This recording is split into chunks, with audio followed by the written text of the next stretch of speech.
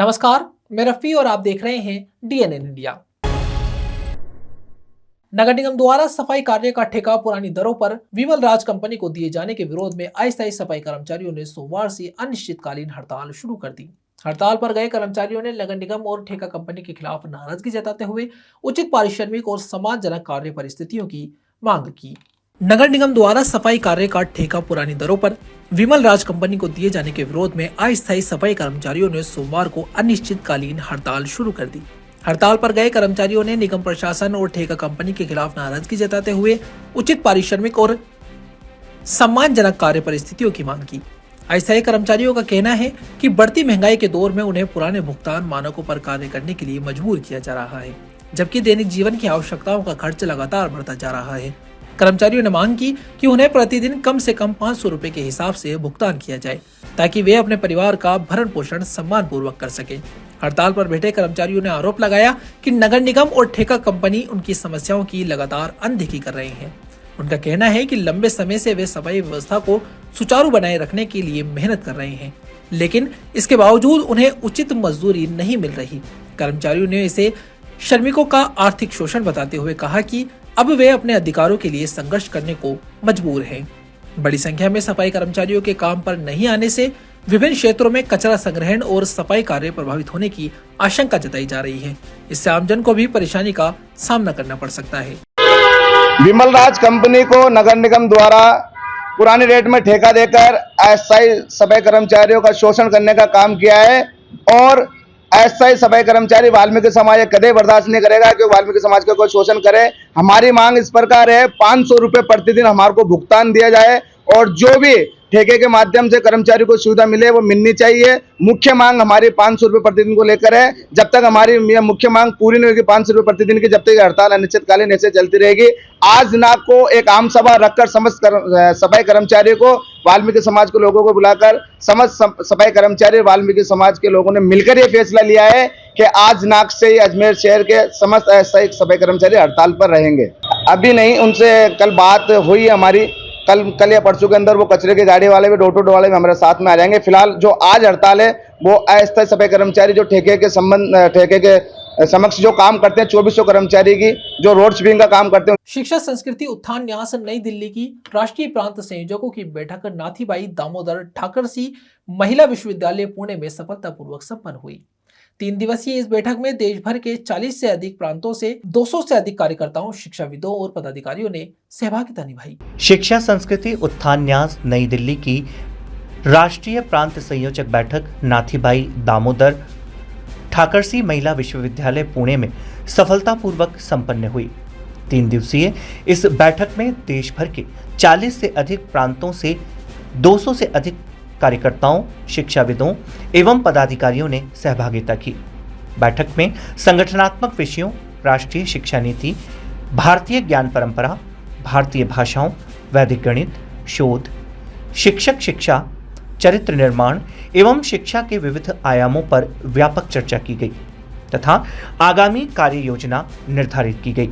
1 जून को अजमेर में आयोजित प्रेस वार्ता को संबोधित करते हुए शिक्षा संस्कृति उत्थान न्यास के प्रांत संयोजक डॉक्टर अमित शास्त्री ने कहा कि बैठक में निर्णय लिया गया कि शिक्षा संस्कृति उत्थान न्यास आगामी समय में देश भर के 15 से अधिक प्रांतों में ज्ञान सभा का आयोजन करेगा।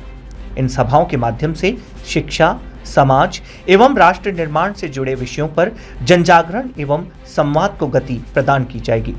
डॉक्टर शास्त्री ने आगे कहा कि बैठक में यह निर्णय लिया गया कि विकसित भारत 2047 हेतु शिक्षा विषय पर देश भर में एक सशक्त अभियान चलाया जाएगा।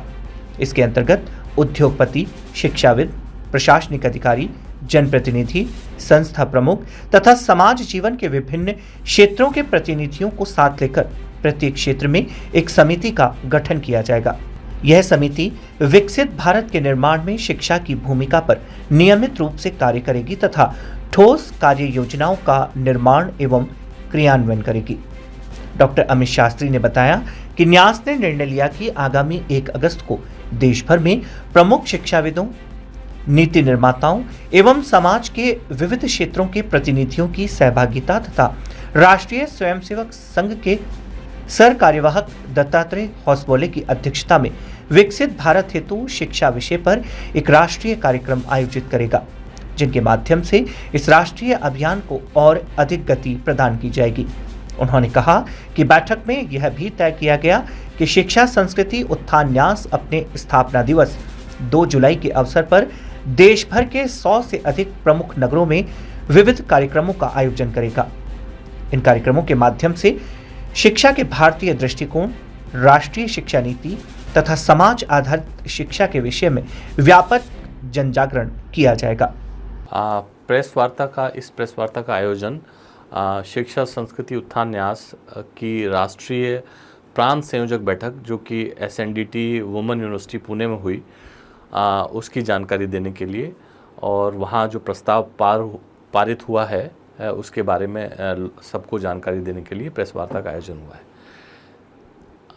अभी 29, 30, 31 मई 2026 को SNDT वुमेन्स यूनिवर्सिटी पुणे में राष्ट्रीय प्रांत संयोजक बैठक शिक्षा संस्कृति उत्थान न्यास की पुणे में आयोजित हुई, जिसमें बहुत सारे पहलुओं पर चर्चा हुई। पूरे देश से आए हुए विभिन्न प्रांतों के प्रांत संयोजक, सह संयोजक, क्षेत्रीय संयोजक, विषय के संयोजक सभी का वहाँ मिलना हुआ। 3 दिन गहन चर्चा हुई। इस बैठक का जो उद्देश्य था, विकसित भारत एट 2047 के लिए शिक्षा व्यवस्था, यानी शिक्षा व्यवस्था में क्या हमें सुधार करने हैं, उसमें क्या नई इनोवेशंस हमें करनी चाहिए, जिससे कि हम 2047 जब अपने देश को आज़ाद हुए 100 वर्ष पूरे हो जाएंगे, तो हम गर्व से कह सकें कि भारत एक विकसित राष्ट्र की श्रेणी में आ गया है। तो उसके लिए हमें क्या करना है जिससे कि हमारे देश का विकास हो, और विकास के साथ साथ हमारे देश के लोगों के अंदर समानता आए, विकास असमान रूप से ना हो। साथ ही साथ विकास होने के साथ साथ कैसे हम खुश महसूस कर सकें, हम एक राष्ट्र के रूप में प्रसन्न, स्वस्थ रह सके, इस बारे में चर्चा हुई। तो अलग अलग हमें विषय विशेषज्ञों के अलग अलग, इसमें बहुत सारे विश्वविद्यालयों के कुलपति, कुलाधिपति भी शामिल हुए, अलग अलग कॉलेजेस, यूनिवर्सिटीज़ से प्रोफेसर्स। इसमें हमें हमारे माननीय राष्ट्रीय सचिव अतुल कोठारी जी का पाथेय भी प्राप्त हुआ। ठीक है। साथ ही साथ हमने एक प्रस्ताव पारित किया जिसमें हमने CBSE के द्वारा जो अभी त्रिभाषा योजना शुरू की गई है, यानी हर स्कूल में 3 भाषाएं पढ़ाने का, जैसे कि राजस्थान में पहले से ही था, हिंदी, अंग्रेजी और संस्कृत हम पढ़ाते थे।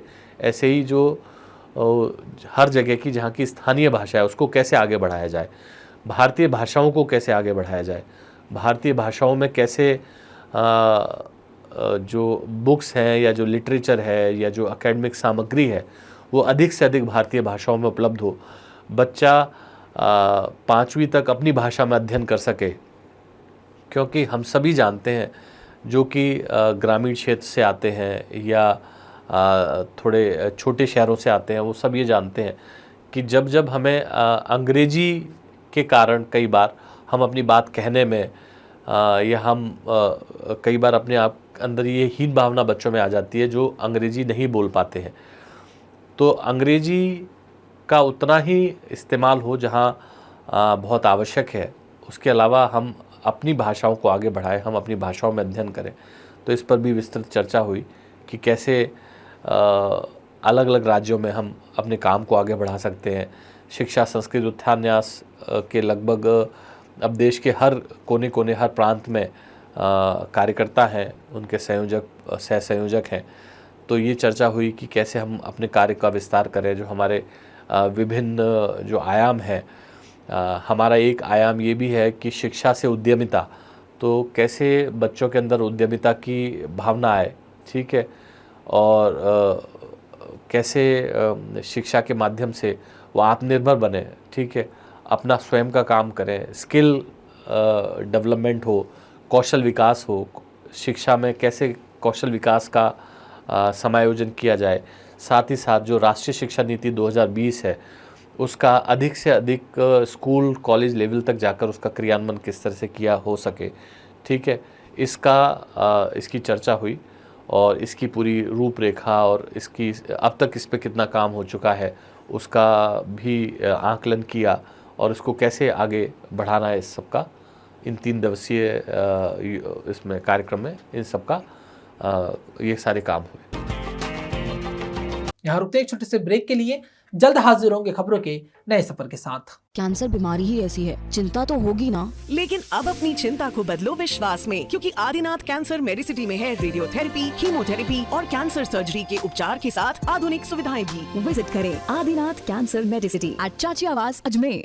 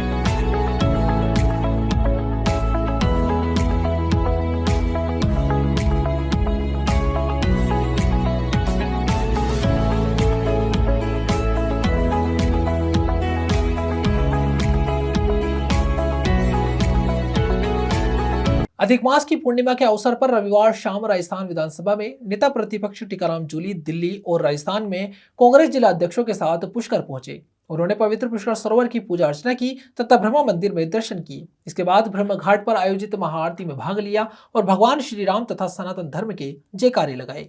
अधिक मास की पूर्णिमा के अवसर पर रविवार शाम राजस्थान विधानसभा में नेता प्रतिपक्ष टीकाराम जूली दिल्ली और राजस्थान के कांग्रेस जिला अध्यक्षों के साथ पुष्कर पहुंचे। उन्होंने पवित्र पुष्कर सरोवर की पूजा अर्चना की तथा ब्रह्म मंदिर में दर्शन किए। इसके बाद ब्रह्म घाट पर आयोजित महाआरती में भाग लिया और भगवान श्री राम तथा सनातन धर्म के जयकारे लगाए। महाआरती के बाद पत्रकारों से बातचीत में टीकाराम जूली ने राज्य और केंद्र सरकार के कई मुद्दों को लेकर निशाना साधा। उन्होंने कहा कि पुष्कर देश का एक प्रमुख तीर्थ स्थल है, लेकिन भाजपा सरकार ने इसकी महत्वता के अनुरूप विकास कार्य नहीं कराए। जूली ने आरोप लगाया कि अधिक मास पूर्णिमा के अवसर पर लाखों श्रद्धालु पुष्कर पहुंचे, लेकिन उनके लिए पर्याप्त सुविधाएं उपलब्ध नहीं कराई गई। उन्होंने कहा कि तीर्थ नगरी में श्रद्धालुओं की बढ़ती संख्या देखते हुए आधारभूत सुविधाओं का विस्तार किया जाना चाहिए था, लेकिन सरकार इस दिशा में गंभीर नजर नहीं आ रही। नेता प्रतिपक्ष ने प्रदेश में गोवंश की स्थिति, पेयजल समस्या और बिजली संकट को लेकर भी राज्य सरकार की कार्यशैली पर सवाल खड़े किए। उन्होंने कहा कि आमजन इन समस्याओं से परेशान है, लेकिन सरकार समाधान निकालने में विफल रही है। टीकाराम जूली ने दावा किया कि आगामी विधानसभा चुनाव में कांग्रेस की सरकार बनेगी। उन्होंने कहा कि जनता वर्तमान सरकार की नीतियों और कार्यप्रणाली से निराश है तथा बदलाव चाहती है। देखिए, आज बहुत ही महत्वपूर्ण दिन है। आज अधिक मास की पूर्णिमा है और आज ब्रह्मा जी के ऐसे आदेश हुए कि आज हम यहाँ सरोवर पे आरती के अंदर पहुँच पाए। हमारा जिला अध्यक्षों का यहाँ ट्रेनिंग कैंप चल रहा है। कल राहुल गांधी जी भी उसके अंदर आएंगे, तो हमारे दिल्ली के साथी, राजस्थान के साथी सब लोग यहाँ पे आए हैं। ये सनातन धर्म का बहुत ही पौराणिक, ऐतिहासिक और विश्व के अंदर पहला ब्रह्मा मंदिर है जो पुष्कर के अंदर है। और मुझे एक बात पे बड़ा ये भी लगता है कि जो सरकार अपने आप को सनातन की सबसे बड़ी रक्षक बताती है, बात करती है, तो आज इस पुष्कर के अंदर जो सुविधाएं हुई, जो बजट खर्च हुआ, पिछली कांग्रेस सरकार के समय में ही हुआ था। उसके बाद अब लगभग 3 वर्ष इन लोगों को होने को है, कोई विकास कार्य नहीं हो। आज भी लगभग 1.5 लाख से अधिक श्रद्धालु यहाँ पे आए हैं बाहर से, देश से, विदेश से, दुनिया से यहाँ लोग आते हैं तो बड़ी श्रद्धा के साथ आते हैं। तो यहाँ सरकार की व्यवस्थाएं जो हैं वो उस अनुरूप नहीं है जिस अनुरूप हमारा ये सनातन का इतना बड़ा मंदिर है। और आज भी हम देखें तो धर्म के नाम पे वोट लेना बहुत आसान है, लेकिन उसको निभाना बहुत मुश्किल है। आज गाय माता की क्या हालत इन लोगों ने कर रखी है। बीफ निर्यात के अंदर देश जो है पूरे विश्व के अंदर सेकंड नंबर पे आ चुका है। जैसलमेर के अंदर गायें मर रही हैं, प्यासी मर रही हैं, जयपुर के अंदर मर रही हैं, कई जिलों के अंदर गायों की बहुत दयनीय स्थिति है। मैं मुख्यमंत्री जी से कहना चाहूँगा, गर्मी का ये समय है, आप न पशु पक्षियों के लिए पानी की व्यवस्था करा पा रहे हैं और न ही जनता के लिए व्यवस्था करा पा रहे हैं। और बिजली का आलम तो ये है कि लगातार ट्रिपिंग हो रही है। आज मैं पढ़ रहा था हमारे बिजली मंत्री का बयान कि वो बिजली वालों को डांट रहे हैं। वो कह रहे हैं मेरी कॉलोनी में 10 बार कट रही है। तो मैं तो उनसे कहना चाहूँगा, मैं तो मुख्यमंत्री की कॉलोनी में रहता हूँ, वहाँ भी लाइट कट रही है। ये हालत है, कोई जगह बची नहीं है, चाहे SMS हॉस्पिटल हो, चाहे राजस्थान की विधानसभा हो, चाहे ग्रामीण क्षेत्र हो। बहुत बुरे हालात हैं। ऐसा नहीं लग रहा कहीं सरकार चल रही है, ऐसा लग रहा है जैसे सर्कस चल रहा हो, होड़ मची हो, मंत्रियों में होड़ मची हुई है, कौन ज़्यादा गाली दे सकता है। ये हालत है, अपना रुतबा दिखाने में लगे हुए हैं। हमारे तो अलवर वाले मंत्री जी ने तो पुलिस कांस्टेबल गाड़ी में क्या बैठ गया AC चला के, उस पर इतने वो नाराज़ हो गए। आप 48 डिग्री टेम्परेचर चल रहा है, आपने क्या व्यवस्था करा रखी है? पब्लिक के लिए क्या व्यवस्था है? कहाँ रुकेंगे वो? आज नीट का एग्ज़ाम होना है वापस, बच्चों को आप कहाँ भेज रहे हो? कौन से जिलों में भेज रहे हो? वहाँ आप लोगों ने क्या व्यवस्था कराई है? क्या ट्रांसपोर्ट की अभी तक आपने घोषणा नहीं की कि राजस्थान सरकार जो उन बच्चों को वहाँ पे भेजने का काम करेगी? कुछ नहीं, बस सिर्फ वोट चाहिए, वोट दे दो, हिंदू के नाम पे दे दो, बस। इसके अलावा कोई काम नहीं। ये बच्चे हिंदू नहीं है क्या, जिनके पेपर लीक पे लीक होते जा रहे हैं? भारत सरकार शतक लगाने के करीब पहुंच चुकी है। विभिन्न सोर्सों से ऐसा लगा है कि लगभग 87 पेपर इस सरकार के लीक हो चुके हैं। और बात कर रहे हैं हिंदू धर्म की। वो बच्चे जो सुसाइड कर रहे हैं वो हिंदुओं के बच्चे नहीं है क्या? आज जो जनता गर्मी के अंदर परेशान हो रही है, पानी नहीं मिल रहा, वो हिंदू नहीं है क्या? कब तक हम जाति और धर्म के आधार पर वोट लेते रहेंगे? जो वादे किए थे मोदी जी ने, कहा किसान की आमदनी दुगनी करूँगा, आधी भी नहीं छोड़ी। कहा 2 करोड़ युवाओं को हर साल रोजगार दूंगा। 75 साल की बेरोजगारी आज है जो डॉलर रुपए बरोबर कर। एक और अजमेर को स्मार्ट सिटी के रूप में विकसित करने के दावे किए जा रहे हैं, वहीं दूसरी ओर शहर के प्रमुख पर्यटक एवं सार्वजनिक स्थानों में शामिल सुभाष उद्यान की बदहाल स्थिति इन दावों की पोल खोल रही है। एक और अजमेर स्मार्ट सिटी के रूप में विकसित करने के दावे किए जा रहे हैं, वहीं दूसरी ओर शहर के प्रमुख पर्यटन एवं सार्वजनिक स्थानों में शामिल सुभाष उद्यान की बदहाल स्थिति इन दावों की पोल खोलती नजर आ रही है। ग्रीष्मकालीन अवकाश और भीषण गर्मी के बीच सुबह शाम बड़ी संख्या में स्थानीय लोग, स्कूली बच्चे और जायरीन सुभाष उद्यान में सैर सपाटे के लिए पहुंच रहे हैं, लेकिन यहां उन्हें सुविधाओं के बजाय अव्यवस्था और गंदगी का सामना करना पड़ रहा है। सबसे हैरानी की बात यह है कि उद्यान में प्रवेश के लिए प्रत्येक व्यक्ति से 10 रुपए का टिकट लिया जा रहा है। बावजूद इसके रखरखाव और साफ सफाई के नाम पर कोई ठोस व्यवस्था नजर नहीं आती। ऐसा प्रतीत होता है कि ठेकेदार केवल टिकट शुल्क वसूलने तक ही सीमित है, जबकि उद्यान की देखरेख पूरी तरह भगवान भरोसे छोड़ दी गई है। उद्यान का निरीक्षण करने पर ना तो कोई सफाई कर्मचारी दिखाई दिया और ना ही बगीचे की देखरेख करने वाला कोई कर्मचारी। इससे साफ है कि जिम्मेदार विभाग और ठेकेदार दोनों ही अपनी जिम्मेदारियों से मुंह मोड़े हुए हैं। जब प्रवेश शुल्क नियमित रूप से वसूला जा रहा है तो फिर उद्यान की साफ सफाई, सुरक्षा और रखरखाव पर खर्च क्यों नहीं किया जा रहा? स्मार्ट सिटी और नगर निगम के अधिकारी इस बदहाल स्थिति से अनजान है या फिर जानबूझकर आंखें मूंदे हुए हैं। स्थानीय लोगों का कहना है कि यदि समय रहते व्यवस्था नहीं सुधारी गई तो सुभाष उद्यान अपनी पहचान खो देगा।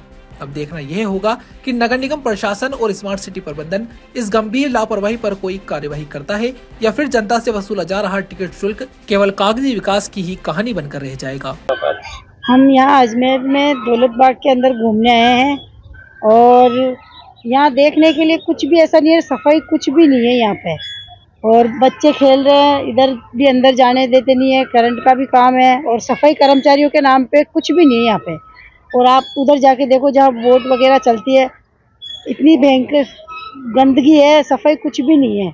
नाम मात्र स्मार्ट सिटी और कुछ भी नहीं है। हमने भी सोचा गर्मियों की छुट्टी है, बच्चों को घुमाने ले चले तो घुमाने के लिए आए, लेकिन कुछ भी फैसिलिटी नहीं है ऐसी। कहाँ पे घूमने आए हैं आप? सुभाष उद्यान जिसको दौलत बाग भी कहते हैं, वहाँ। कितने टाइम बाद में आए हो यहाँ पे? हम यहाँ पे कम से कम 6-7 साल से आए हैं, क्या आसपास में लेकिन कुछ भी मतलब बदलाव नहीं है इसमें। अंदर आए तो टिकट का चार्ज भी लिया गया? 10 रुपए चार्ज लगे। क्या लगता है 10 रुपए आपको लगे कि महसूस हुआ कि 10 रुपए का आपको? 10 रुपए चार्ज भी लगे, लेकिन 10 रुपए वाली बात नहीं है कि चार्ज लगे, कोई बात नहीं, लेकिन उसके लायक होना भी तो चाहिए ना। अंदर घूमने के लिए फैसिलिटी कुछ भी नहीं है, न सफाई है। क्या क्या कमियां नजर आ रही है वैसे आपको देखे तो? सबसे बड़ी गंदगी, झाड़ झूड़ ऐसे फैल रखे, न इनकी कोई कटिंग वगैरह है, न इनकी सफाई है, कुछ भी नहीं है ऐसा। झूले भी टूटे हुए हैं, बच्चे आए, झूले टूटे हुए, और जो पैसे लग रहे हैं वो झूले भी किसी काम के नहीं है, कोई मतलब नहीं है। अभी पड़े हैं ना, देखो ना, आप खुद देखो इनकी हालत, आप देखो ना खुद।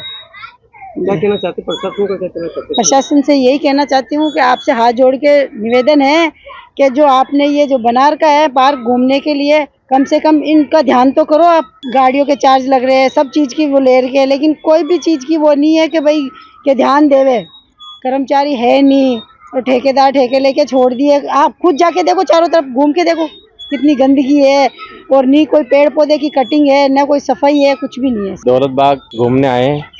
इसमें एक लाइब्रेरी है, इसमें बुजुर्ग लोगों के बैठने के लिए बनाई थी। इसमें कुत्ते घूम रहे हैं और खंडर पड़ी है पूरी, किसी काम की नहीं है। एंट्री फीस 10 रुपये लगते हैं, 10 रुपये का कोई काम नहीं है यहाँ पे। इमारतें भी टूटी पड़ी है, इमारतें टूटी पड़ी है, खंबे टूटे पड़े हैं, सारे फंवारे टूटे पड़े हैं, कोई मतलब नहीं है। गर्मी की छुट्टियाँ भी है, भी बच्चे घूमने आते हैं, क्या उनको? झूले टूटे पड़े हैं। स्मार्ट सिटी में कुछ भी नहीं है, यहाँ पे कचरा है। खाली ठेकेदार तो अपने ठेके लेकर के मस्त हो जाते हैं, गार्डन में कोई ध्यान नहीं दिया जा रहा है। अभी 21 जून को एक योगा दिवस भी है, लेकिन यहाँ पे जो बच्चे योगा करने आते हैं उनके लिए मशीन टूटी पड़ी है यहाँ पे। सारी टूटी पड़ी है, कुछ भी नहीं है यहाँ पे, खंडर पड़े सारे। बोलेंगे जो हकीकत है, जो सामने है वो बोलेंगे, सारे देख के आए, कुछ भी नहीं है यहाँ पे प्रशासन से। यहाँ रुकते एक छोटे से ब्रेक के लिए, जल्द हाजिर होंगे खबरों के नए सफर के साथ। कैंसर बीमारी ही ऐसी है, चिंता तो होगी ना। लेकिन अब अपनी चिंता को बदलो विश्वास में, क्योंकि आदिनाथ कैंसर मेडिसिटी में है रेडियोथेरेपी, कीमोथेरेपी और कैंसर सर्जरी के उपचार के साथ आधुनिक सुविधाएं भी। विजिट करें आदिनाथ कैंसर मेडिसिटी एट चाची आवास अजमेर।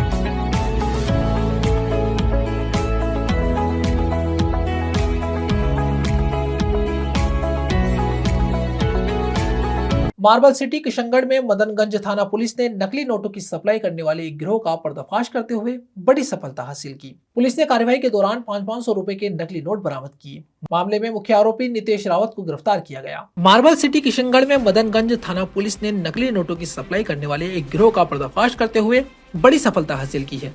पुलिस ने कार्यवाही के दौरान 500 के नकली नोट बरामद किए। मामले में मुख्य आरोपी नितेश रावत को गिरफ्तार किया गया, जबकि पूछताछ के दौरान सामने आए अन्य तथ्यों के आधार पर अजय मीना और नवीन कोमल को भी हिरासत में लेकर पूछताछ की जा रही है।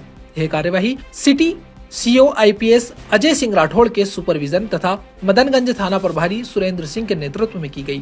पुलिस को सूचना मिली थी कि क्षेत्र में नकली नोटों का एक संगठित नेटवर्क सक्रिय है, जो बाजार में जाली मुद्रा खपाने का प्रयास कर रहा है।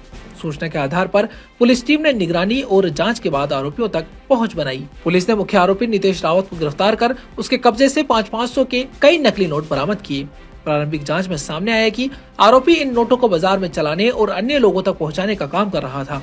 बरामद नोटों की जब्त कर उनकी जांच शुरू कर दी गई है। आईपीएस पुलिस अधीक्षक जिला अजमेर के निर्देश के अनुसार उनके सुपरविजन में मदनगंज थाना पुलिस और मेरे अंडर और डीएसटी की टीम ने मिलकर नकली नोटों के खिलाफ कार्रवाई की है, जिसके अंदर एक गिरोह संचालित किया जा रहा था जो कि हाई क्वालिटी के नकली नोटों को बेचकर यहाँ पे ट्रेड में यूज़ कर रहा था। जैसे हमारे पास सूचना मिली कि यहाँ की जो दुकानों है उस पर ये हाई क्वालिटी के नकली नोट दिए जा रहे थे और उसके बदले में पैसे व अन्य सामान खरीदे जा रहे थे।